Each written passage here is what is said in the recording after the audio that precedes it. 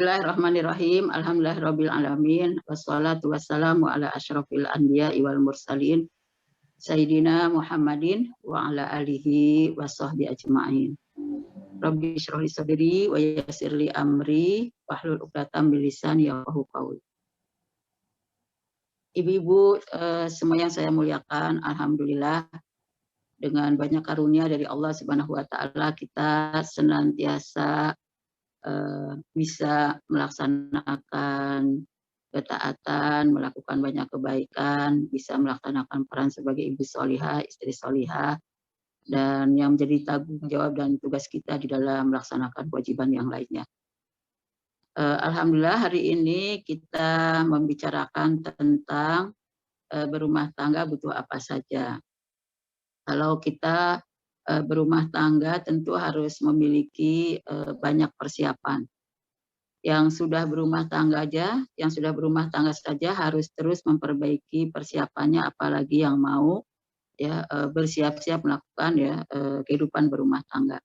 Jadi ini materi yang bisa dipelajari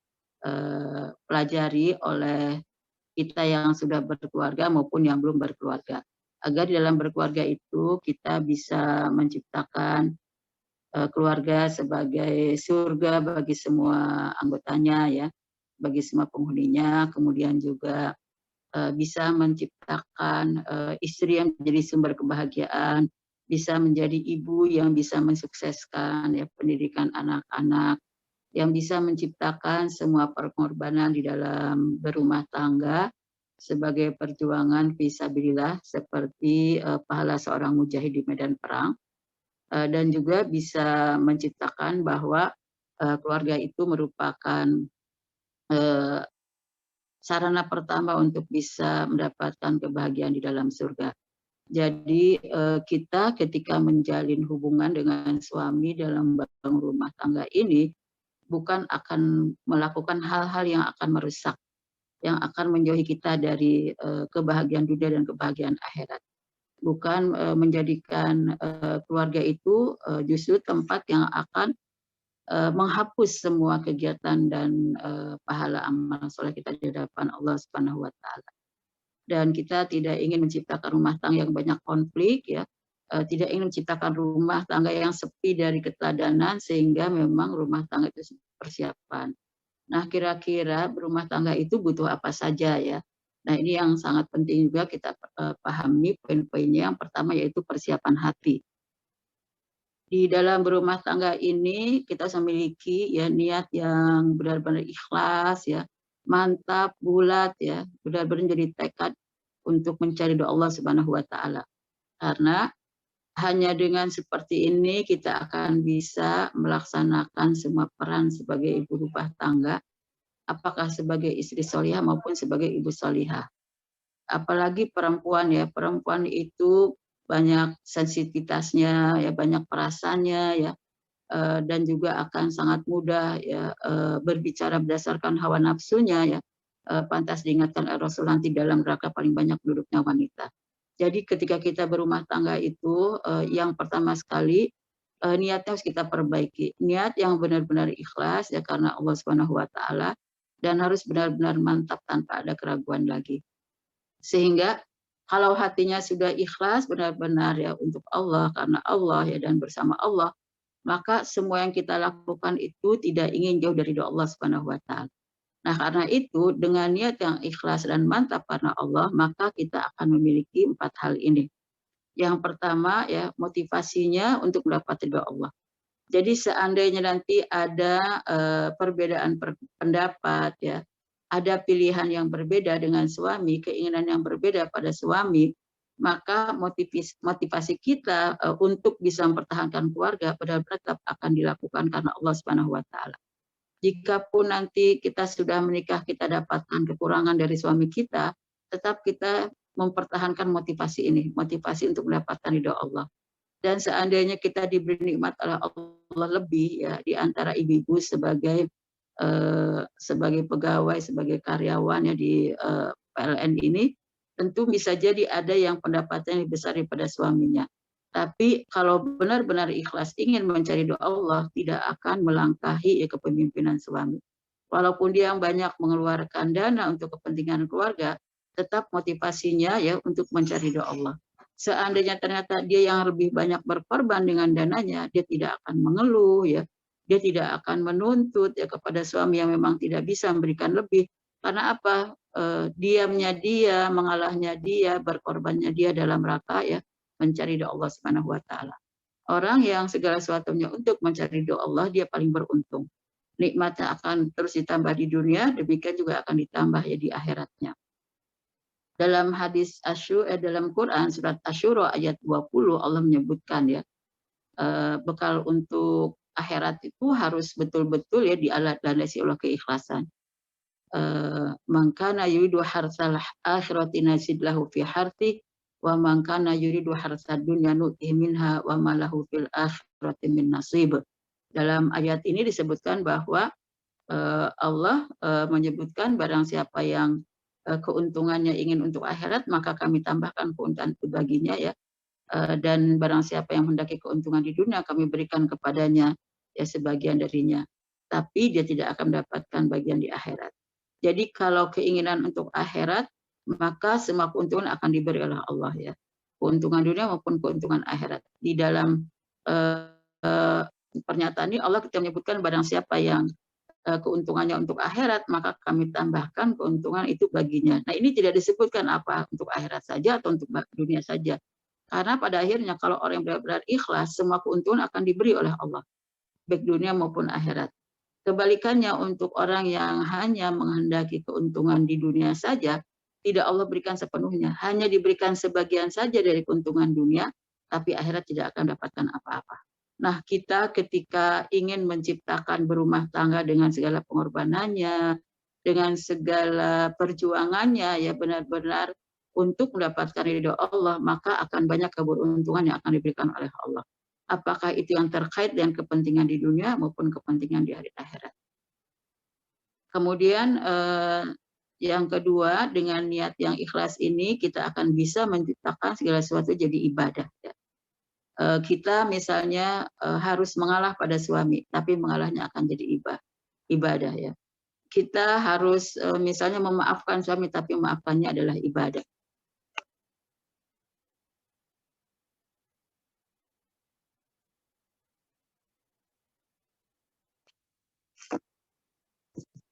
Demikian juga kalau kita harus melayani suami ya, apakah itu untuk keperluan fisiknya, keperluan juga hal-hal yang lain yang dibutuhkannya ya, maka pada saat kita memberikannya adalah ibadah, sehingga segala sesuatu yang kita berikan untuk ya bertahannya ikatan rumah tangga ini, untuk kebahagiaan pasangan kita ya, untuk kebaikan-kebaikan keluarga kita, itu akan dicatat sebagai ibadah dari Allah Subhanahu wa taala. Dan kita tidak akan pernah merusak ya nilai amal ibadah di sisi Allah Subhanahu wa taala. Nah, itu karena keikhlasan kita. Jadi segala kekurangan, segala perbedaan, ya segala problem bersama keluarga itu akan kita atasi sebagai cara kita beribadah kepada Allah. Sehingga apa yang kita lakukan ya itu akan terus berpedoman kepada agama. Kita tidak akan berpedoman pada keinginan nafsu kita. Ya. Karena apa? Karena kita ingin mendapatkan ridho Allah. Ya. Sehingga pada saat yang sama semua keputusan akan kita sesuaikan dengan ya keridhoan ya Allah dan juga sesuai dengan syariat agama. Kemudian bagaimana cara kita mengelola keluarga, maka kita juga akan berpedoman kepada agama. Karena kita tidak ingin ada yang sia-sia. Kita ingin sebuah dicatat oleh Allah sebagai ibadahnya ya, dicatat oleh Allah ya, untuk mendapatkan ridhonya. Maka segala hal yang terkait dengan pengelolaan rumah tangga ya, mau yang kecil maupun yang besar, terkait dengan suami, dengan anak, dengan alat-alat rumah tangga, dengan sarana prasarana, semua kita tidak akan keluar dari ketentuan syariat agama. Ini memang kelebihan yang harus kita miliki di saat kita ya ingin mengisi berkeluarga itu dengan sebaik-baiknya. Kemudian yang berikutnya, dengan niat yang ikhlas ingin mendapatkan ridho Allah ini, maka kita ingin istiqomah dalam kebaikan dan ketaatan. Kita akan kesampingkan semua keinginan yang tidak akan ya berada dalam bingkai kebaikan dan ketaatan. Kita akan hindari semua hal-hal yang memang seharusnya kita jauhi selama itu ya ada dalam bingkai kebaikan dan ketaatan. Dari semenjak kita memilih pasangan sampai kita menentukan sikap menikah bersamanya, kemudian kita mengelola rumah tangga, sampai nanti kita berpisah ya dengan pasangan kita, apakah kita yang lebih dulu meninggalkannya ataupun lebih dulu dia meninggalkannya, tetap kita pada saat itu dalam kebaikan dan ketaatan. Sehingga kalau pasangan kita melihat kita selalu dalam kebaikan dan ketaatan, walaupun kita ada kekurangannya, ada kelemahannya, ada aibnya, ada kesalahannya, tapi itu semua akan tertutup oleh kebaikan dan ketaatan kita. Sehingga yang terlihat semua yang indah ya, karena kekurangan kita ya, kemudian kelemahan kita, aib kita ya, tidak seberapa dibandingkan dengan keistiqomahan kita dalam kebaikan dan ketaatan. Inilah yang terus harus kita pertahankan ya, dan ini menjadi persiapan yang paling penting di dalam ya membangun keluarga.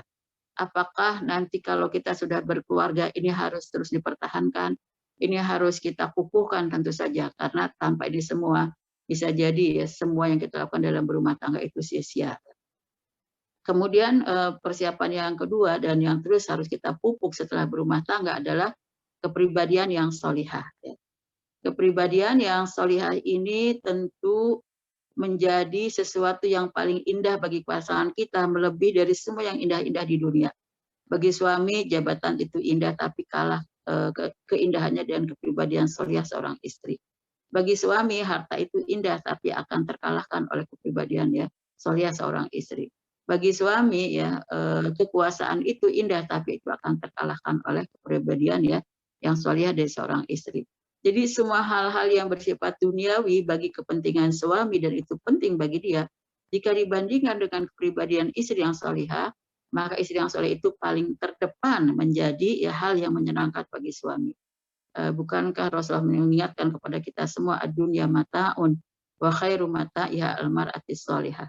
Dunia itu adalah kesenangan dan sebaik-baiknya kesenangan adalah istri yang solihah. Jadi semua kesenangan dunia itu memang akan dicari oleh suami, tapi harus didampingi oleh istri yang solihah.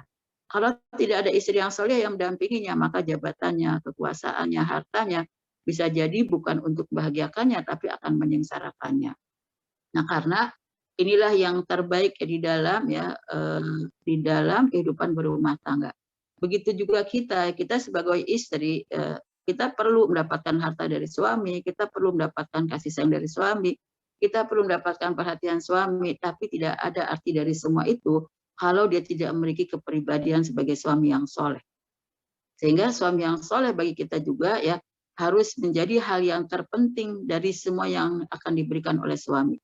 Apakah itu cinta kasihnya, apakah itu nafkah yang diberikannya, perhatiannya, tanggung jawabnya, semua ya akan dilandasi oleh kesolehannya. Sehingga tidak akan ada yang saling menyakiti dalam rumah tangga, tidak ada yang saling menzalimi dalam keluarga, tapi yang ada adalah saling bahagiakan, saling meridhoi, ya, saling berusaha untuk menjaga ya keistiqomahan agar tetap dalam kebaikan dan ketakwaan. Nah, apa yang menjadi bekal kita agar kita memiliki kepribadian yang solihah ya? Yang pertama yaitu beriman dan bertakwa yang kokoh. Beriman dan bertakwa yang kokoh ya, ini harus kita pupuk terus ya, karena iman itu naik dan turun. Kalau imannya turun, otomatis tidak akan bisa mencapai ketakwaan. Takwa itu derajatnya lebih tinggi daripada iman. Sehingga iman itu harus ditingkatkan terus, jangan sampai menurun, agar takwa itu bisa kita raih dan bahkan bisa dipertahankan ya. Misalnya kita lihat dalam surat 3 ayat 102. Allah menyebutkan ya ayyuhalladzina amanu taqullaha haqqa tuqatih wa la tamutunna illa wa antum muslimun ya. Hai orang-orang yang beriman dan bertakwa ya, atau hai orang yang beriman, bertakwalah kamu kepada Allah dengan sebenar-benarnya takwa, dan janganlah kamu mati kecuali dalam keadaan muslim.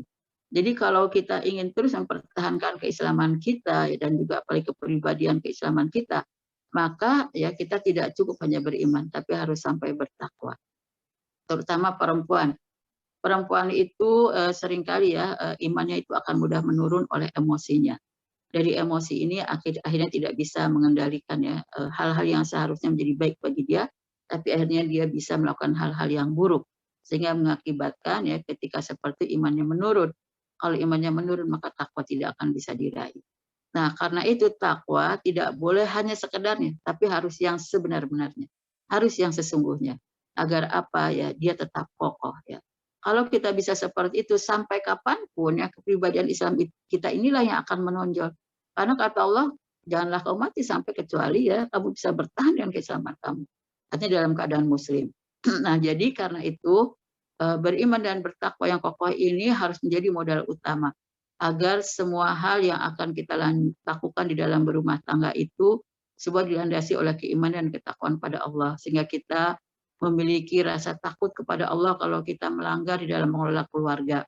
Kita akan takut ya kepada Allah terhadap azabnya kalau kita tidak menjadi istri yang taat berbakti kepada suami, ya tidak menjadi istri yang bisa membahagiakan suami, karena landasan kita bukan karena kita takut kepada suami, tapi kita takut kepada Allah. Kalau kita takut kepada suami saja, hanya takut di hadapannya, kalau suami tidak ada, maka bisa jadi akan banyak pelanggaran-pelanggarannya. Tapi dengan takut kepada Allah, dimanapun ya, apakah suami ada atau tidak ada, kita akan tetap menjaga ya keharmonisan rumah tangga, ya kepribadian kesolehan kita, keimanan kita, keislaman kita, sehingga menjadi pribadi yang benar-benar baik di hadapannya siapapun. Yang kedua, yaitu bekal kita beribadah dengan khusyuk. Ya. Beribadah dengan khusyuk ini modal yang besar sekali dibutuhkan oleh seorang istri untuk menghadirkan banyak keuntungan dalam mengelola rumah tangga. Istri itu kan harus mengolah semua-muanya ya. Kalau suami sudah pergi mencari nafkah, maka semua hal-hal yang terkait dengan masalah rumah tangga itu adalah urusan istri ya. Kalau istri misalnya ibadahnya tidak khusyuk, akan sangat mudah stresnya.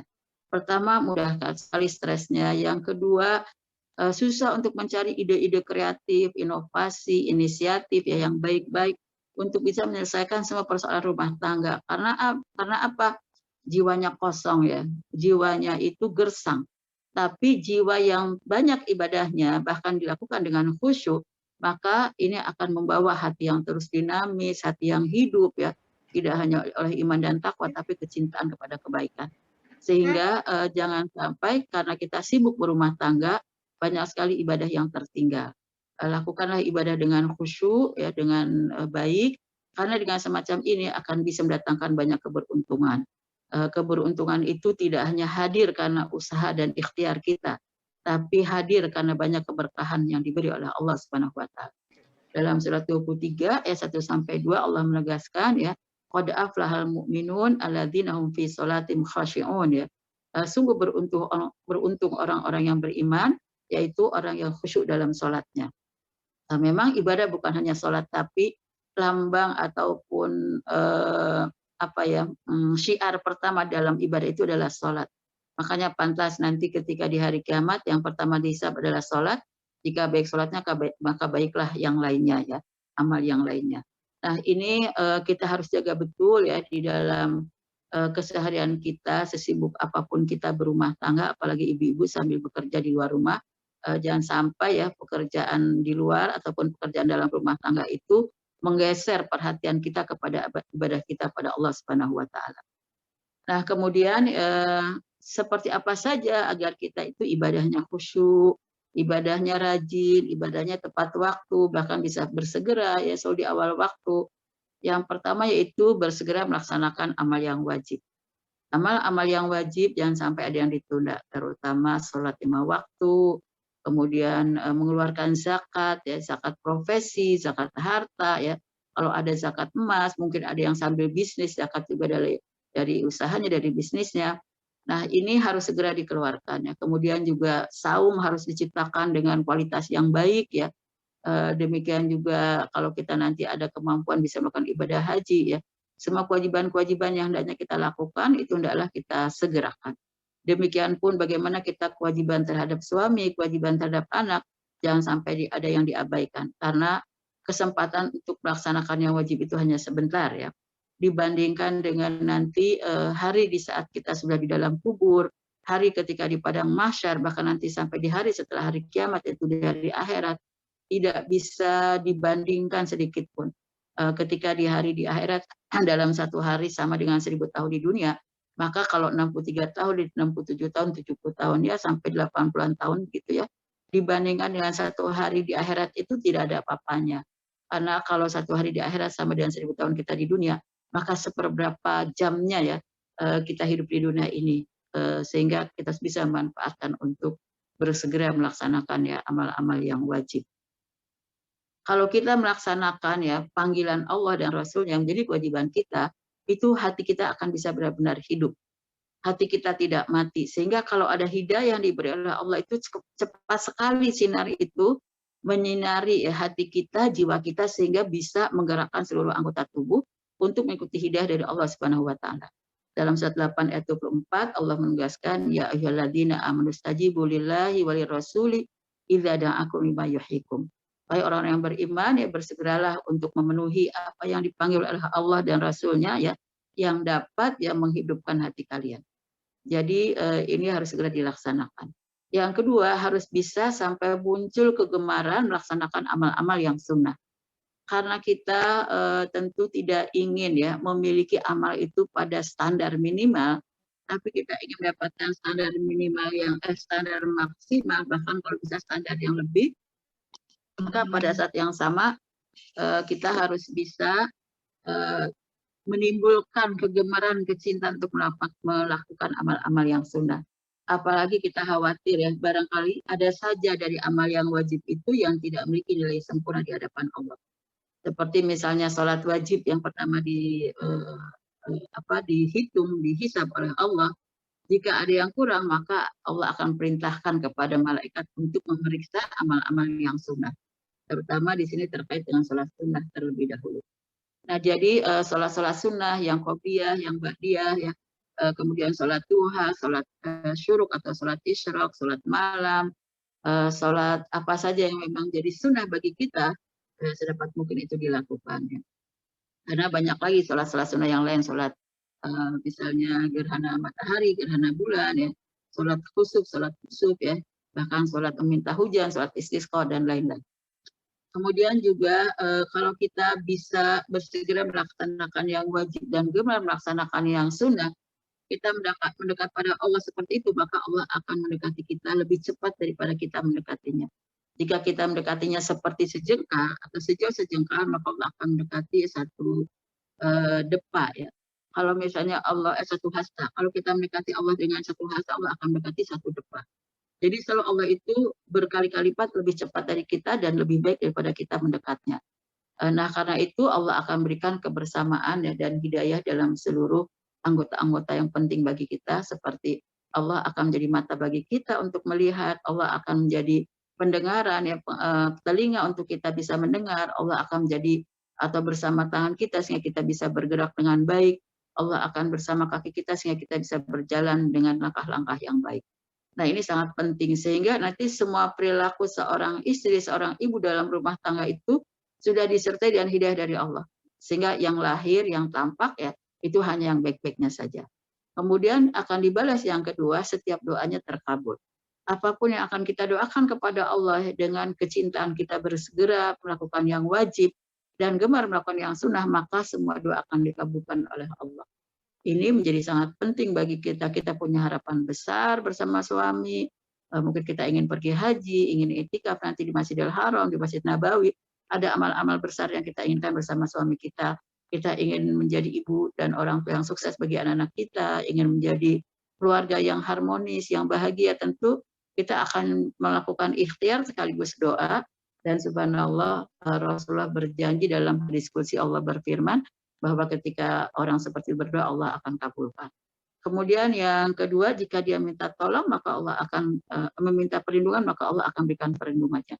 Ini dalam hadis qudsi riwayat hadis Bukhari ini menunjukkan bahwa betapa beruntungnya orang yang memiliki kepribadian yang salihah dengan cara memperbaiki ibadahnya benar-benar rajin, segera, dan bahkan lebih dari itu dia bisa khusyuk melakukannya. Kemudian kepribadian yang salihah yang ketiga adalah berakhlak mulia. Jadi setelah iman dan takwa, kemudian ibadah, maka akhlak yang mulia menjadi penyempurna. Akhlak yang mulia inilah yang menentukan bagaimana kepribadian itu sangat baik di hadapan suaminya. Jika ada seorang istri sudah iman takwanya bagus, ya, kemudian ibadahnya bagus, akhlaknya juga bagus, maka sempurnalah ya bagi suami untuk memberikan cintanya, perhatiannya, bahkan lebih dari itu ya, sempurnalah ridhonya. Bukankah ini yang kita harapkan ya, karena jika suatu saat kita meninggal, suami kita ridho, maka kita sudah dijamin surganya. Belum sampai masuk ke liang kubur pun Allah sudah memberikan jaminan kita sebagai seorang istri ahli surga. Nah, karena itu akhlak yang mulia ini harus bisa menjadi suatu milik yang sempurna bagi kita.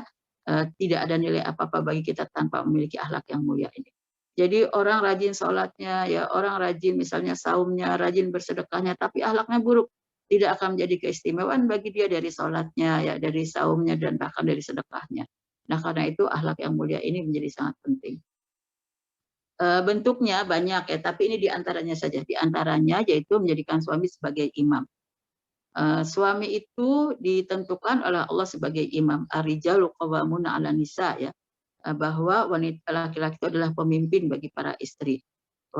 Di sini menunjukkan bahwa sehebat apapun kita sebagai seorang istri, tetap yang jadi imam dalam keluarga adalah suami, ya bukan istri. Begitu akad sah sudah nikah, maka resmilah istri harus menjadi makmum, suami harus menjadi imam. Sehingga pada saat yang sama kalau kita memposisikan suami menjadi imam, maka kita akan memiliki akhlak yang kedua, yaitu taat dan berbakti kepada suami. Ternyata untuk menjadikan suami sebagai imam itu tidak cukup hanya taat, tapi juga harus berbakti, ya. Bagaimana kita berbakti melayani suami, ya, dengan ketulusan kita, dengan kecintaan kita, dengan rasa sayang kita, sehingga taat dan berbakti itu dengan ceria, ya. Taat dan berbakti itu bukan dengan berbuka masam, bukan dengan keterpaksaan, tapi dengan senang hati, ya. Karena apa? Kita sudah mengakui suami sebagai imam. Bukankah salah satu jihad terbesar kita di dalam rumah tangga itu adalah justru taat dan memenuhi hak-hak suami. Inilah yang disebut oleh Rasulullah, ya, sedikit para wanita bisa melakukannya. Nah, mudah-mudahan kita bisa, ya, melakukan akhlak yang baik ini, ya. Di saat kita sudah memahami bahwa suami sebagai imam, maka konsekuensinya kita harus taat dan berbakti pada suami. Nah, itu harus menjadi, ya, akhlak kita sehari-hari. Ketaatan kita, bakti kita pada suami itu harus jadi akhlak sehari-hari, karena dia adalah bagian dari akhlak mulia, ya, pribadi istri solihah. Yang ketiga yaitu bersikap jujur. Jujur itu sangat penting karena jujur inilah yang akan bisa menjaga kepercayaan di dalam rumah tangga. Jujur inilah yang bisa menjadi hadirnya kemuliaan dan kehormatan bagi setiap pasangan di dalam keluarga. Tanpa kejujuran, semua kebaikannya akan sirna. Semua kebaikan itu akan tertutup, ya, dengan kedustaan. Jadi kalau orang sering bilang, saya sakit sekali, kenapa? Saya dibohongi. Nah, karena bohong itu menutupi semua kebaikan. Jadi pantas kalau sikap jujur itu akan menutupi semua keburukan sehingga dia tidak mau berbuat jahat. Jujur itu akan bisa, ya, menjadi petunjuk bagi segala macam kebaikan. Sebaliknya, dusta itu akan menjadi petunjuk bagi segala kejahatan. Orang kalau sudah bohong sekali, dia akan mencari cara, ya, menutupi masalahnya dengan bohong berikutnya. Jadi akan menjadi pembohong. Jadi disebut kadzab, ya. Demikian juga kalau orang yang jujur akan terbiasa jujur, dia akan menjadi yang siddiq, yang benar-benar jujur, ya. Nah, selain itu juga harus sabar. Tadi ikhlas sudah dibahas dari awal, ya, di pertama, maka tidak disebut lagi di sini. Sabar harus menjadi akhlak terbesar bagi seorang istri. Karena dalam membina rumah tangga itu tidak semuanya indah, tidak semuanya senang, ya, tidak semuanya bahagia. Ya, ada liku-likunya, kadang susah, kadang sengsara, kadang kecewa, kadang dibuat sedih, kadang merana, kadang galau. Banyaklah perasaan yang berubah-ubah di dalam diri kita selama kita berkeluarga. Nah, hanya bisa diatasi, ya, jiwa kita supaya terus tenang itu dengan sabar.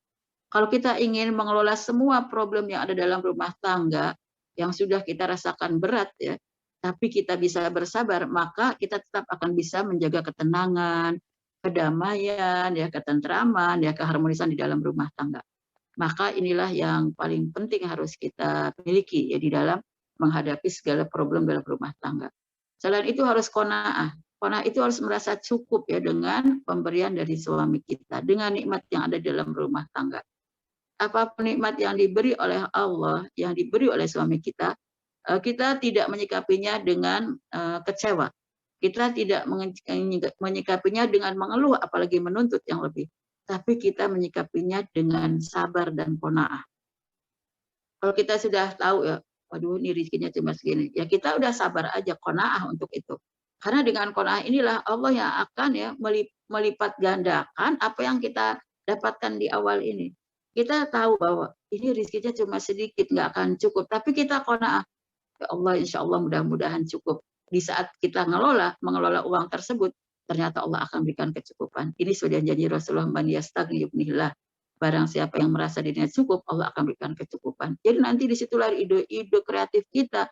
Bagaimana mengelola uang yang sedikit ini supaya cukup, karena di samping nanti banyak keberkahan yang dilipat gandakan oleh Allah, ya banyak sekali ide-ide, inisiatif ya yang dibuka oleh Allah dengan hati yang jernih. Sebab apa ya? Dia tidak menuntut lebih, tidak membuat orang lebih susah ya. Tidak membuat suami lebih susah sehingga dia bisa saat yang sama bersyukur. Bersyukur itu bukan hanya karena nikmatnya diberi besar. Sekecil apapun nikmat yang kita dapatkan, kita bersyukur. Kalau orang selalu memiliki sikap bersyukur terhadap apapun yang didapatkan, maupun nikmat yang kecil, apalagi yang besar, maka Allah itu senang untuk memberi lebih banyak, dan lebih banyak. La in syakartum la azidannakum, kata Allah ya dalam surat 14 ayat 7 ya. Barang siapa yang pandai bersyukur, maka akan ditambah terus nikmatnya. Nah, ketika istri memiliki sikap yang jujur, sabar, qanaah, dan syukur, yang dilihat oleh suami itu adem-adem saja rumah tangganya. Padahal sih banyak masalah, tapi istri dengan kecakapannya, dia ikhlas, jujur, sabar, qanaah dan syukur, akhirnya tidak terlihat kesulitannya. Yang dilihat itu ketenangannya, ketentramannya, kedamaiannya ya, dan upaya-upaya untuk bisa membahagiakan keluarga. Nah, itu dilandasi oleh akhlak yang harus kita miliki ya di dalam pembahasan kita saat ini. Kemudian selain itu harus ramah ya. Nggak ada uang banyak, tapi dia bersikap ramah pada suami ya. Pada saat dia misalnya sedang disakiti, tapi dia tetap bersikap ramah, bermuka ceria, pastilah suami tetap saja betah di rumah, walaupun dalam kondisi sedang ada kesulitan. Kemudian juga selain itu istri terus lemah lembut ya. Demikian juga dia tidak bersikap kasar, tidak emosional ya. Padahal dalam kondisi mungkin istri sedang tersakiti, istri sedang dikecewakan, ini sedang dibuat sedih. Tapi kalau sudah dari awalnya ikhlas, sabar, qanaah, syukur, apalagi mau bersikap jujur untuk terus mempertahankan kebaikan, maka ya rumah tangga itu tenang terus ya dalam kondisi apapun. Jadi pantas Rasulullah itu tidak bisa memberikan nafkah sampai 3 bulan 4 bulan kepada istrinya. Tapi Rasul merasakan baiti jannati, ya rumahku adalah surgaku. Karena tidak ada gejolak emosi ya. Yang ada itu ya hidayah, ya keimanan, ya ibadah yang baik, kehusyuan ya, bahkan juga akhlak yang sangat baik dari para istrinya. Kemudian akhlak yang berikutnya adalah bekerja sama dalam kebaikan dan takwa. Bekerja sama dalam kebaikan dan takwa sangat penting di samping akhlak-akhlak yang lain. Karena kita harus bisa mempertahankan ya nilai-nilai kebaikan yang ada dalam rumah tangga. Kita walaupun bisa jadi iman itu naik dan turun, tapi ada suami yang terus mengingatkan, ada suami yang terus mengajak pada kebaikan, ya, ada suami yang terus memupuk ketakwaan. Akhirnya kan kelemahan kita, kekurangan kita, kemalasan kita akan tertutupi karena kita akhirnya bisa bangkit, termotivasi ya untuk bisa meningkatkan kebaikan dan ketakwaan kita. Begitupun kita juga mudah memaafkan dan mudah berdamai. Ya kita pastilah dalam rumah tangga berbeda kepala. Kita beda kepalanya dengan suami kita, kita keinginannya beda dengan suami kita. Latar belakang pendidikan dalam rumah tangga orang tua kita masing-masing juga berbeda. Mungkin kita punya watak dan tabiat yang berbeda, tapi kita punya jiwa yang mudah maafkan dan mudah berdamai. Nah, jika kita seperti itu, ya walaupun ada konflik kecil, perselisihan kecil ya, mungkin juga ada percekcokan kecil, tapi tidak akan pernah bisa besar. Kenapa? Karena mudah untuk memaafkannya dan mudah untuk berdamainya. Nah, sebetulnya persiapan semacam ini bukan hanya untuk para istri, tapi juga untuk para suami. Para suami juga harus punya ya niat yang ikhlas, yang tadi dari mulai dari hari yang mantap betul-betul karena Allah, terus harus punya bekal ya dengan iman yang kokoh, kemudian juga harus dengan ibadah yang baik, yang khusyuk, kemudian juga dengan akhlak yang seperti kita bicarakan sekarang. Kalau kedua-duanya seperti ini, nah barulah ini benar-benar sekufu ya, kemudian bisa sejalan, bisa harmonis ya, dan bisa saling membahagiakan. Akhirnya rumah tangga betul-betul terasa sakinah mawaddah warahmah. Kemudian bekal berikutnya adalah menambah pengetahuan dan wawasan. Menambah pengetahuan dan wawasan ini sangat penting, baik untuk kita yang sudah berumah tangga, apalagi yang belum berumah tangga. Karena begitu banyak ya ilmu dan konsep yang terkait dengan ya membangun keluarga sakinah ini. Tentu di dalam berumah tangga itu tidak hanya terkait dengan fikih zawaj ya, tentang fikih pernikahan, tapi banyak sekali hal-hal lain yang terkait ya dengan rumah tangga ini, nanti dalam masalah ekonominya, masalah pendidikannya, masalah keagamaannya, kemudian masalah interaksi sosialnya, dan juga mungkin nanti ada masalah pendidikan politik dalam keluarganya. Ya, banyak sekali yang harus kita kuasai ya untuk bisa membuat kehidupan berumah tangga itu tetap harmonis ya dalam berbagai macam kondisinya. Nah, tentang konsep membangun keluarga sakinah itu bisa ini diantaranya banyak sekali ya, banyak sekali cakupnya, tapi ini diantaranya tentang tujuan pernikahan. Bagaimana kita mempersatukan tujuan pernikahan dengan pasangan kita ya agar kita memiliki kejelasan arah bersama. Arah yang akan dicapai itu jelas dan sama ya. Apapun yang ingin diinginkan oleh suami dan oleh istri, apapun yang diperjuangkannya dan apapun yang ditargetkannya, ya memang itu tujuannya ya sama-sama. Tapi kalau misalnya istri punya tujuan yang berbeda, suami punya tujuan berbeda, maka keluarga ini akan dibawa kemana arahnya? Nanti anak-anak ke depannya akan dibawa kemana arahnya? Ini nggak jelas. Tujuan pernikahan itu harus dibicarakan dan itu harus berdasarkan konsep yang diberikan oleh Islam. Yang kedua, urgensi keluarga sakinah ya. Urgensi keluarga sakinah ini untuk apa kita membangun keluarga dan bahkan harus sakinah ya. Agar kita tidak memanfaatkan kesakinahan itu untuk kepentingan-kepentingan yang tidak urgen ya. Kemudian yang kedua, hakikat keluarga sakinah. Apakah hakikat keluarga sakinah itu hanya tenang secara fisik ya? Apakah yang namanya hakikat keluarga sakinah itu hanya yang terpenuhi misalnya nafkahnya saja? Apakah hakikat keluarga sakinah itu hanya terbatas kepada suami, istri, dan anak? Nah, tentu tidak seperti itu. Perlu disinggung bagaimana hakikat keluarga sakinah ini. Kemudian visi keluarga sakinahnya seperti apa ya? Visi keluarga sakinah bukan hanya untuk sepanjang hidup kita ketika di dunia 80 tahun, 90 tahun, 100 tahun ya. Tapi bagaimana visi yang akan membuat kita bahagia ya dari semenjak kita sekarang ini berdua menyelamatkan orang-orang tua kita, nenek-nenek kakek kita, dan juga bahkan menyelamatkan anak yang sudah terlahir, yang belum terlahir, sampai generasi sampai hari kiamat. Apa yang akan kita persiapkan untuk mereka agar nanti kalau di hari kiamat kita akan dihimpun kembali oleh Allah ya menjadi satu keluarga besar dari mulai kita, ayah ibu kita, nenek kakek kita ya. Terus nanti sampai ya generasi yang terakhir di hari kiamat tiba itu ternyata dikumpulkan kembali oleh Allah di dalam surga. Nah, itu harus ada visi semacam itu. Kemudian kewajiban dan hak-hak suami istri. Kewajiban-kewajibannya apa saja, hak-hak suami istri itu apa saja.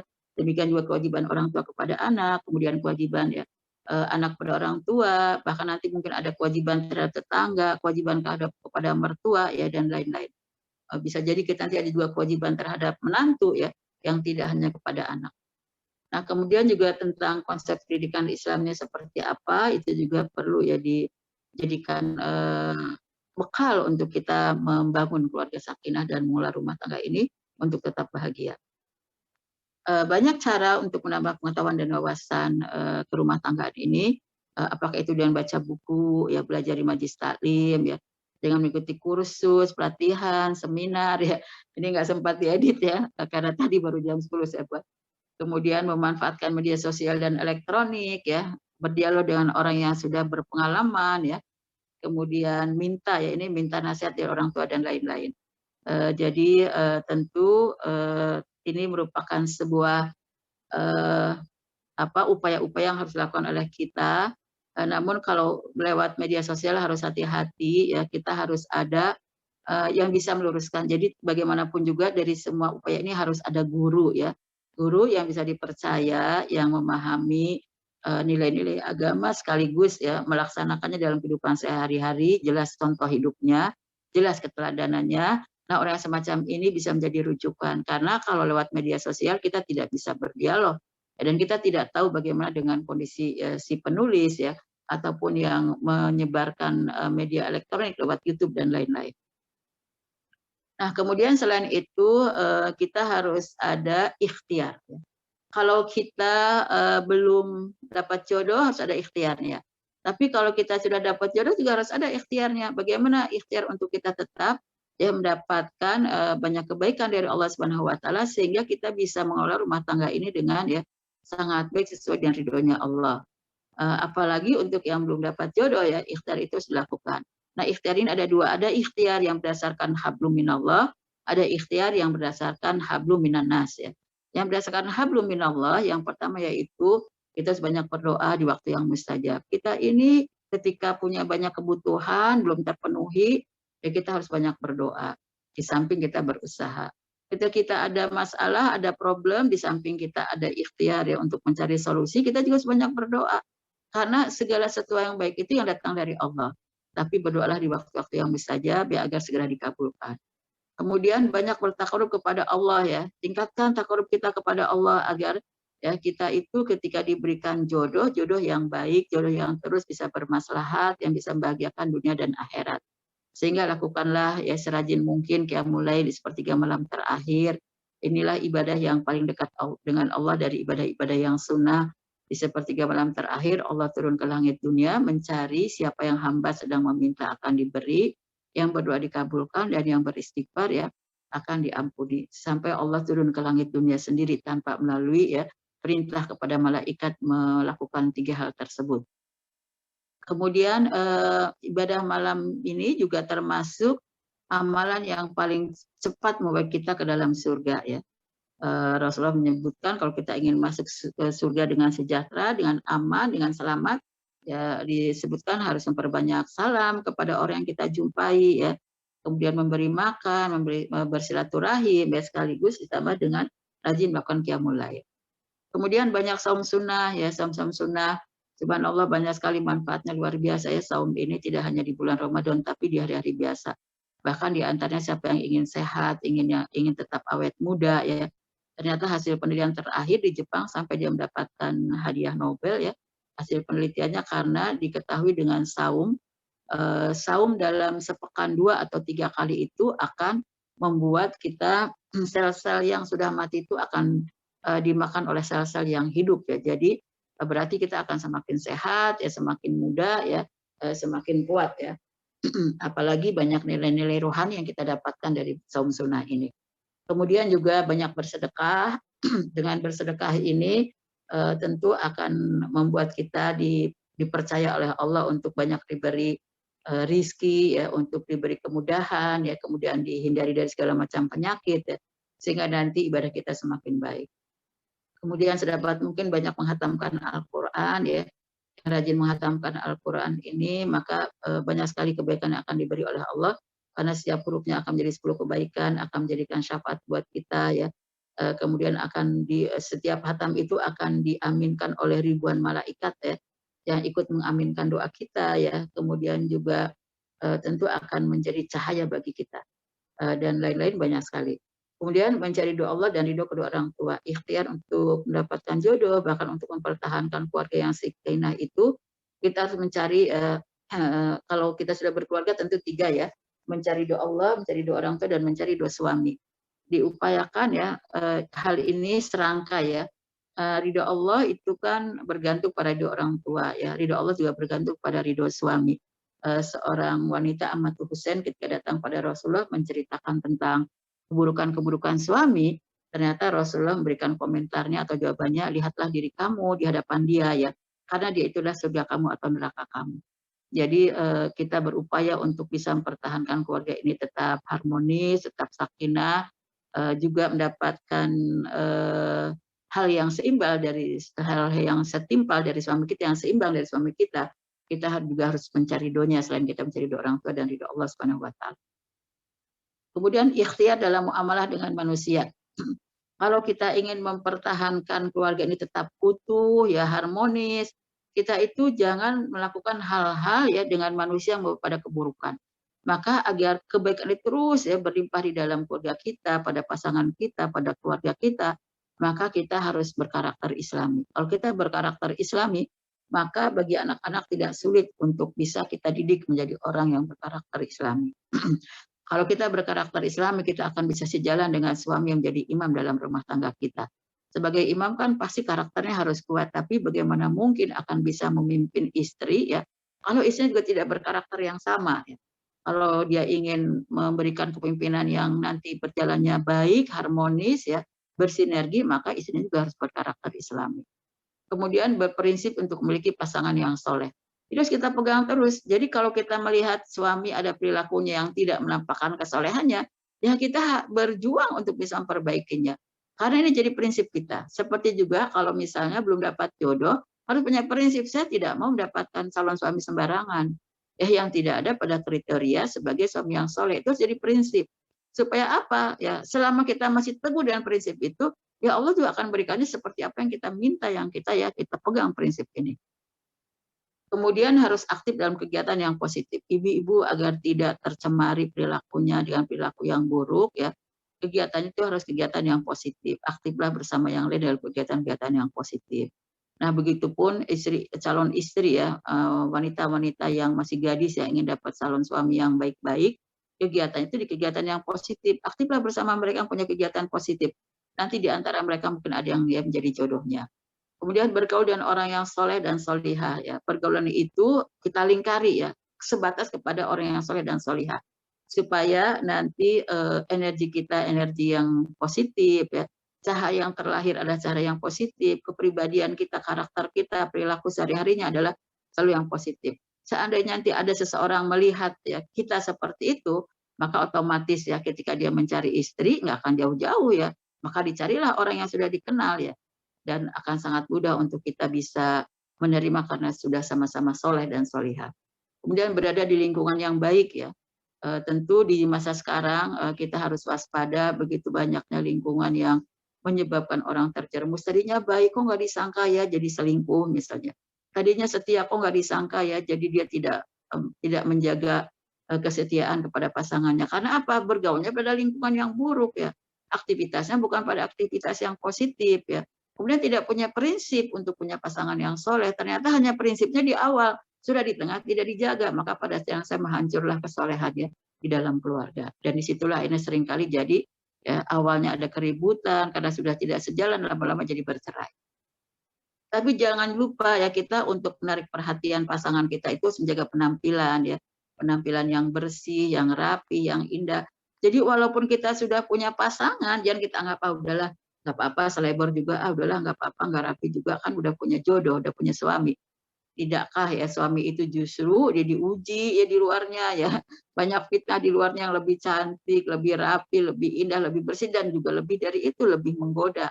Kita banyak malunya, banyak masa bodohnya, yang di luar itu nggak punya rasa malu ya, peduli sekali ya, perhatian sekali.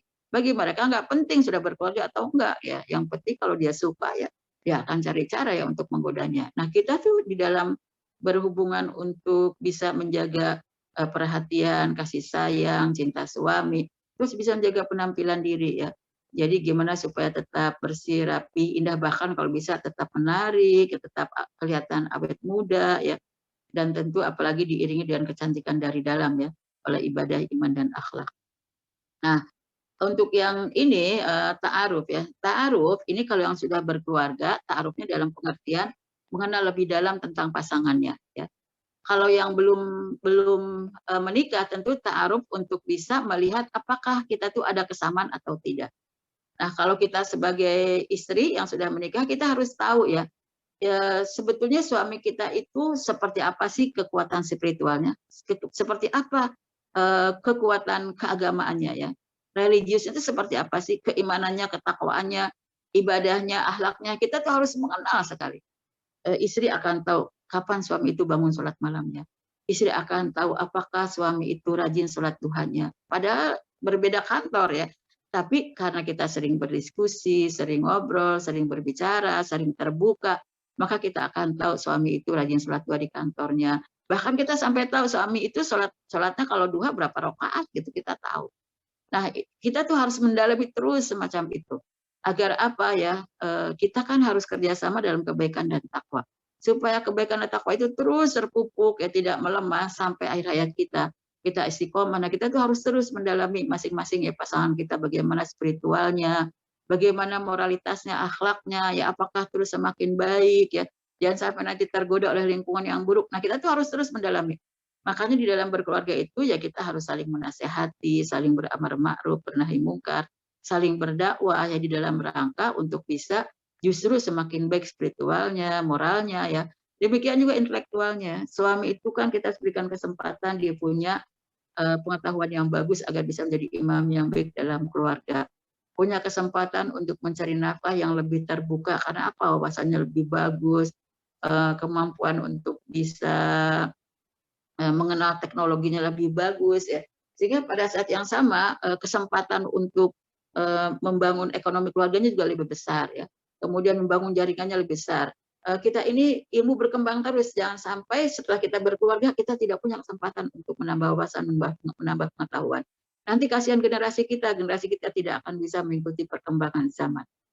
Nah, sementara juga keluarga kalau kita tidak mengikuti ke perkembangan perkembangan teknologi dan pengetahuan, kita juga termasuk orang yang akan tertinggal. Zaman sekarang banyak keahlian bisa diambil, misalnya dari media sosial, dari YouTube, tapi kita tidak bisa menggunakan teknologinya. Kan sayang HP kita punya, tapi kita tidak tahu fitur apa saja yang kita gunakan, apa manfaat yang bisa kita ambil ya dari berbagai macam medianya. Kan ini sangat disayangkan, padahal dengan semacam itu kita akan bisa mengenal lebih banyak. Juga kita akan bisa mendalami fisiknya, mendalami sosialnya. Dia apakah tetap sehat, apakah ya menggunakan pola hidup sehat ketika di luar rumahnya, ya bagaimana kita memberikan bekalan untuk bisa dia tidak hanya sehat tapi juga berfisik kuat. Karena kalau fisiknya kuat dan sehat, ya tentu akan punya aktivitasnya yang bisa memiliki ya nilai-nilai yang lebih ya. Demikian juga dengan fisik yang sehat dan kuat ya ibadahnya jadi bagus. Demikian juga dalam kondisi sosialnya, bagaimana interaksi sosialnya, apakah semakin positif atau tidak ya. Oh, mohon maaf ini sudah lebih 4 menit ya. Kemudian juga kondisi sosial, interaksi sosial ini sangat penting dibangun ya dengan komunikasi, dengan interaksi yang baik di dalam rumah tangga agar hak-hak sebagai istri, sebagai suami tidak yang terabaikan, bahkan lebih dari itu kita tambah dengan hak-hak ukhuwah di dalam Islam ya, hak-hak anak sehingga bisa terbangun dengan sangat baik. Kemudian juga mengambil keputusan ya.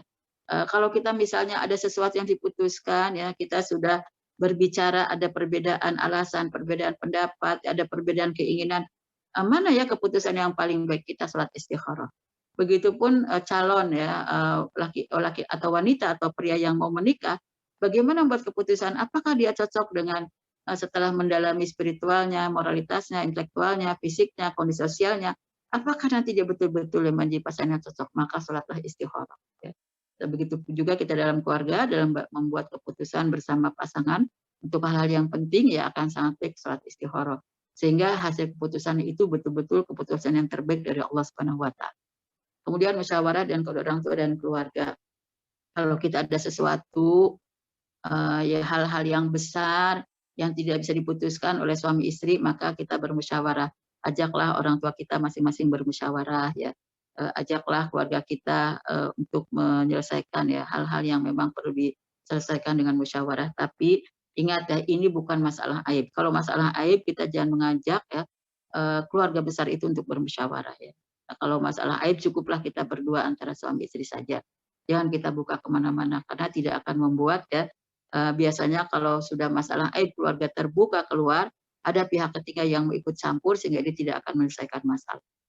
Nah, itulah yang harus kita lakukan sehingga kalau kita sudah ada ta'aruf yang terus lakukan semakin dalam, maka suami istri pun akan terus bisa beradaptasi ya dengan pasangannya masing-masing dan menyesuaikan diri dengan pasangannya masing-masing, saling mengokohkan, saling bersinergi sehingga bisa bersama-sama bangun keluarga yang sakinah mawaddah rahmah, ya tidak hanya di dunia bahkan sampai ke akhir akhiratnya. Ya ini saja, jazakallahu khairan, mudah-mudahan bermanfaat. Assalamualaikum warahmatullahi wabarakatuh. Waalaikumsalam warahmatullahi wabarakatuh. Masya Allah. Alhamdulillah, jazakallah khair Ustazah sudah menyampaikan materinya yang Masya Allah daging banget semuanya ya. Dari tadi yang pertama kita persiapan hati, terutama niat, itu yang pertama dan utama, terus mengokohkan iman dan takwa kita, kemudian bagaimana menjadi pribadi-pribadi muslimah atau perempuan yang solihah, beriman dan bertakwa kepada Allah, beribadah dengan khusyuk dan berakhlak mulia, sebagaimana rinciannya tadi sudah kita simak bersama-sama dari penjelasan Ustazah. Ustazah Afwan, ini sudah ada beberapa pertanyaan masuk. Saya izin bacakan satu persatu, boleh ya Ustazah? Ya. Yang pertama berkaitan dengan ketika ada pekerjaan atau tuntutan yang tinggi sekali, ada beberapa hal yang mungkin tidak sengaja sedikit zolimi kepada hak anak dan suami gitu. Karena waktu, pikiran, dan juga perhatiannya tersita ke pekerjaan tersebut. Bagaimana agar tidak ada yang terzolimi dan hati ikhlas lapang dan tenang, serta menjadi perempuan yang solihah, tetap menuntaskan hak-haknya untuk anak dan juga suaminya. Tafadhol Ustazah. Ya. Ya, Van. Jadi kita harus terbuka ya kepada suami dan anak. Misalnya kita punya pekerjaan yang berat, pekerjaan yang besar di kantor, kita harus sampaikan pada suami kita, saya lagi ada tugas nih, ya Allah tugasnya berat ya, perlu menyita waktu, ya perlu fokus ya, perlu mendapatkan perhatian. Saya izin ya, boleh nggak saya saat sekarang ingin fokus pada pekerjaan saya. Seandainya nanti ada hak yang kurang tidak bisa penuhi, saya minta ridhonya. Kita harus sampaikan. Nah, kalau kita sudah biasa terbuka semacam itu, bahkan suami nanti akan bertanya, ada yang bisa dibantu nggak ya gitu ya, ada yang bisa diringankan nggak gitu ya, ada nggak yang bisa di-share ke saya, mungkin nanti saya bisa bantu sebagiannya misalnya.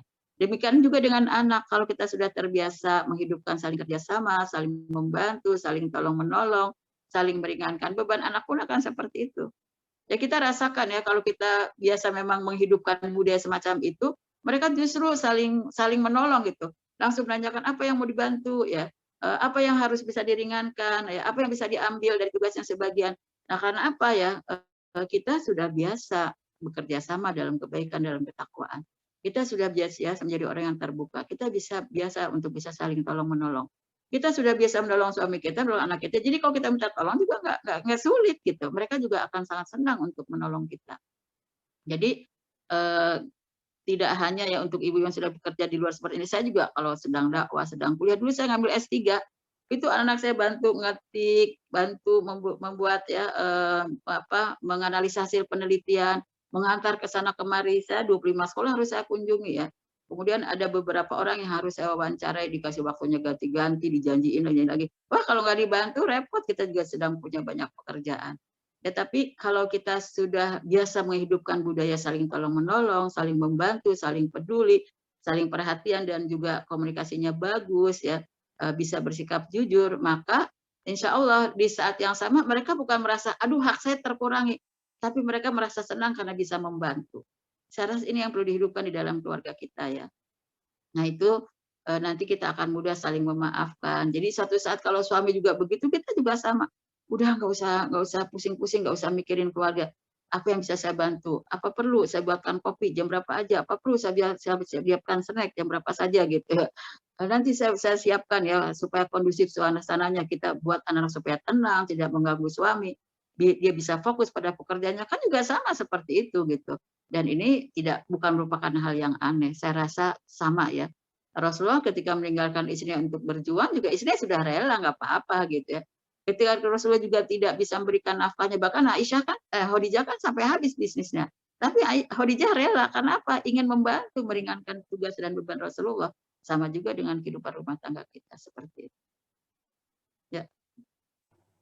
Ya, Masya Allah, berarti tipsnya juga menghidupkan komunikasi dengan pasangan supaya bisa mengerti dan saling memahami gitu ya Ustazah tentang hak dan peranan masing-masing ya. Di samping komunikasi tadi harus saling meringankan beban, saling membantu, saling menolong. Nah itu jadikan kebiasaan hidup sehari-hari dalam rumah tangga. Kalau sudah jadi budaya, jadi kebiasaan, jadi adat istiadat, ya jadi harmonis terus, nggak ada masalah ya. Baik, Masya Allah. Semoga terjawab. Kemudian selanjutnya, Ustazah mohon dijelaskan tentang ridho Allah, ridho orang tua, dan ridho suami. Bagaimana urutan prioritas ridho tersebut, dan apakah maksud dari ridho orang tua cukup dari orang tua kandung, atau maksudnya juga orang tua kandung dan juga mertua? Ya, ridho orang tua itu kalau kita sudah berkeluarga kedua-duanya ya, kita harus bisa membuat suami kita ridho oleh mertua kita.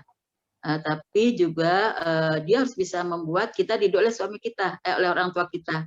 Kita sendiri berusaha untuk mencari ridho orang tua, ya suami berusaha mencari ridho orang tuanya, tapi kita sebagai pasangan harus bisa memfasilitasi agar suami dapat ridho ya orang tuanya. Juga suami harus memfasilitasi istri agar bisa mendapat ridho kedua orang tuanya. Misalnya ya, kata suaminya, ibu sakit gitu. Maksudnya ibunya dia ya, ibu mertua. Terus kita bilang, apa yang bisa kita bantu, kita ringankan.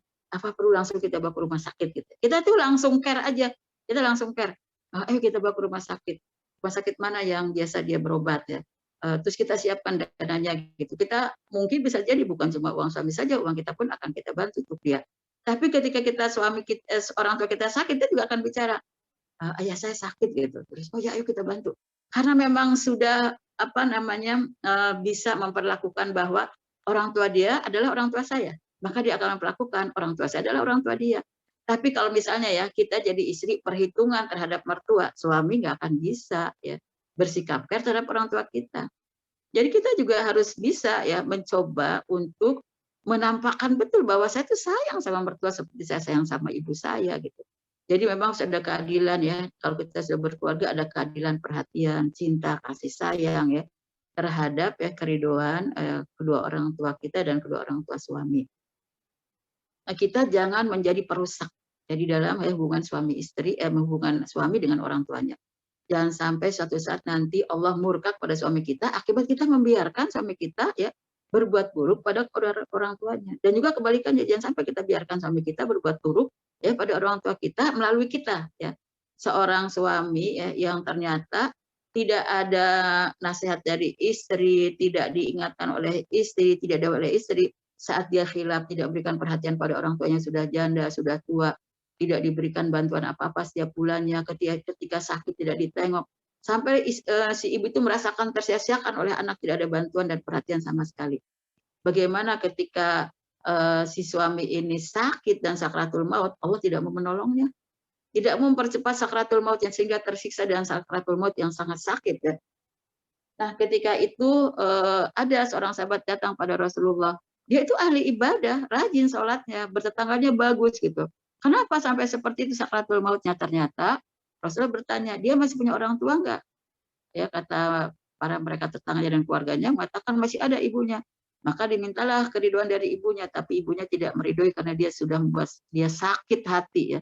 Tidak dapat perhatian apa-apa, dia lupa pada ibunya, hanya ingat kepada istri dan anak-anaknya. Akhirnya kata Rasulullah, kalau begitu ibu ya kasihan ya si anak ini akan terus menderita di rasa sakit sakratul maut. Kumpulkan saja kayu bakar, nanti kita bakar ya. Kemudian setelah itu ya, sebetulnya ini sebagai sebuah perumpamaan apakah ibu masih sayang, masih tega terhadap anaknya begitu ya. Nah ternyata kata si ibu itu jangan ya, aku sekarang memaafkannya dan meridhoinya. Ternyata terus bisa mengembuskan nafasnya. Nah jadi kita tuh dalam berkeluarga ya harus menganggap bahwa ridho orang tua kita juga harus ada pada ridho mertua kita, karena ketika kita berusaha mencari doa mertua maka kita mempermulus perjalanan suami kita ke surga. Demikian juga suami harus bisa ya mencari ridho ya mertuanya ya orang tua kita, supaya apa? Dia mempermudah perjalanan kita juga masuk ke surga. Nah itu kita seimbangkan, mencari ridho Allah, cari ridho suami. Ridho suami itu kan nggak akan mungkin kita cari yang bertentangan dengan ridhonya Allah, karena kita terus pertimbangkan yang sesuai dengan syariat agama.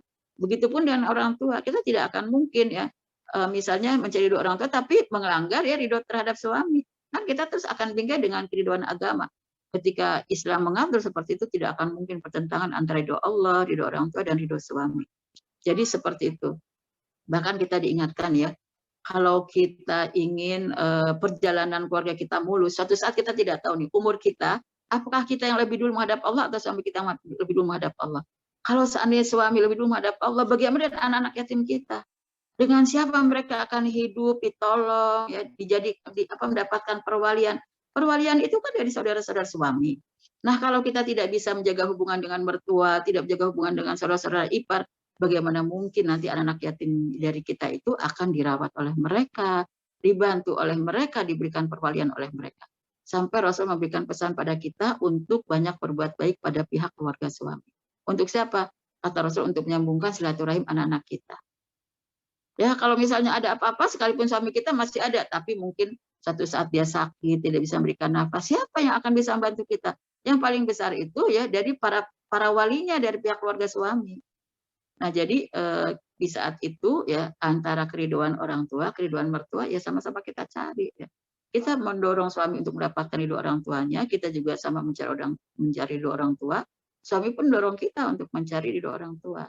Nah, jadi bersama-samalah untuk sama-sama mencari ridho kedua orang tua masing-masing ya, untuk saling mendorong, ya saling membantu, ya mendapatkan ridho kedua orang tua masing-masing. Jadi kalau suami ya memberikan harta banyak kepada keluarga ibunya untuk kebaikan-kebaikan ibunya, kita sih mendukung aja. So, kalau itu untuk jalan surganya, dan kita jangan takut kekurangan rezeki, justru Allah akan berikan rezeki lebih banyak. Karena dia memberikan perhatian besar tidak hanya untuk keluarga kita, tapi juga ya untuk banyak orang yang menjadi tanggung jawabnya. Satu hari ada seorang istri dikeluhkan oleh suaminya kalau suaminya bantu saudara-saudara suaminya, kebetulan pada saat itu bisnis orang tuanya sedang jatuh, jadi banyak sekali dibantu oleh suami ini. Tapi istri itu sebenarnya nggak ridho, jadi sering marah gitu. Terus dia minta tolong ke saya, tolong dong bantu saya gimana ya. Gitu. Saya bilang, kamu tahu nggak kenapa suami kamu itu banyak rezekinya? Itu karena dititipkan oleh Allah untuk keluarganya. Kalau kamu yakin bahwa ada sebagian itu adalah titipan Allah untuk keluarganya, Allah akan beri terus. Jadi subhanallah, bahkan dia berhenti dari perusahaan yang dia bekerja pun, kata pemilik perusahaannya, kamu jangan berhenti, kamu boleh bekerja dari rumah, nanti saya sediakan mobilnya, saya sediakan sarana prasarananya, ya nanti semua teleponnya saya yang bayar, sampai seperti itu. Karena memang betul ternyata Allah menitipkan rezeki tidak hanya untuk keluarga, tapi juga untuk keluarga suami. Setelah itu dia sadar, alhamdulillah sampai sekarang ya berjalan dengan baik. Oh ya ibu-ibu, kita belum sholat nih. Iya, baik Ustazah. Afwan Ustazah, ini satu pertanyaan terakhir barangkali Ustazah.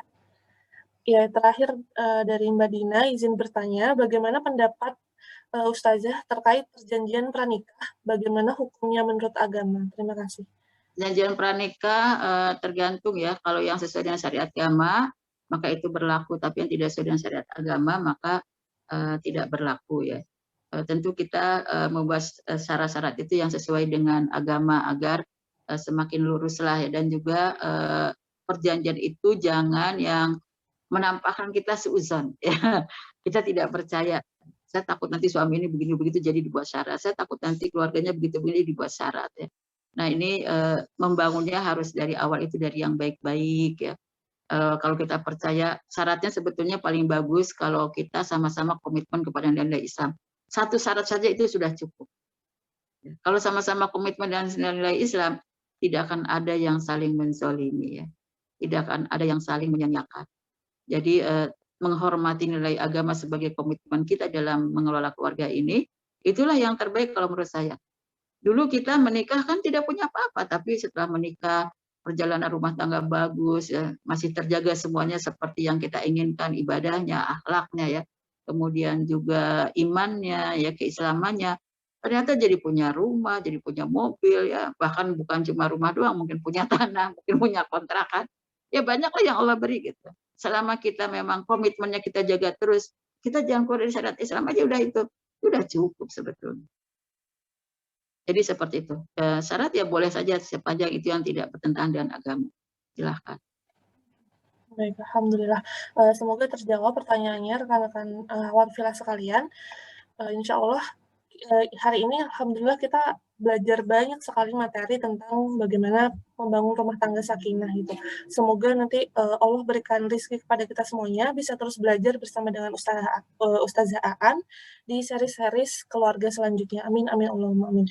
Jazakallah khair Ustazah atas waktu dan juga keluangan waktunya bersama kami belajar bersama-sama siang hari ini. Mohon izin Ustazah untuk memimpin doa penutup pada siang hari ini. Bismillahirrahmanirrahim. Nastaghfirullahaladzim, nastaghfirullahaladzim, nastaghfirullahaladzim. Alhamdulillahirabbil alamin, hamdan yuwafi ni'amahu wa yukafi'u mazidah. Ya Rabbana lakal hamdu kama yanbaghi li jalali wajhika wa 'azimi sultanik. Allahumma shalli wa sallim wa barik ala sayyidina Muhammadin wa ala alihi washabbihi wasallam. Allahumma ighfir lana dzunubana wa walidaina warhamhuma kama rabbayana shaghira.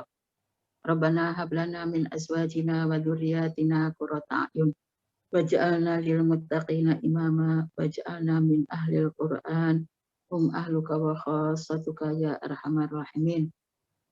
Allahumma ja'alna syakura waj'alna sabura waj'alna fi a'yunina saghira wa fi a'yunina kabira. Allahumma aslana dinal ladzi wa ismatu amrina wa aslana dunyana lati fiha ma'ashuna wa aslih lana akhiratana lati hiya ma'aduna waj'alil hayata ziyadatan lana fi kulli khair waj'alil mauta rahatan lana min kulli syarr. Rabbana atina fid dunya hasanah wa fil akhirati hasanah wa qina adzabannar wa sallallahu ala sayyidina Muhammadin wa ala alihi washabbihi wasallam. Subhana rabbika rabbil izzati amma yasifun wa salamun alal mursalin walhamdulillah. Amin amin amin amin ya rabbal alamin. Jazakallah khair Ustazah atas waktunya. Semoga Allah berikan balasan kebaikan dan juga keberkahan untuk Ustazah dan keluarga. Jazakumullah khair untuk rekan-rekan akhwat filah sekalian yang telah bergabung pada siang hari ini. Sampai jumpa di insya Allah pekan depan di series bersama kajian Muslimah BKK Rohis Islam PLN Pusat. Mohon maaf apabila ada kesalahan. Kita tutup bersama-sama dengan doa kafaratul majelis. Subhanakallahumma wa bihamdika asyhadu an la ilaha illa anta astaghfiruka wa atubu ilaik. Wabillahi taufiq wal hidayah. Wassalamualaikum warahmatullahi wabarakatuh. Waalaikumsalam warahmatullahi wabarakatuh. Saya izin ya. Ya, baik Ustazah, jazakallah khair. Ustazah, makasih Mbak. Sama-sama Ibu. Assalamualaikum, izin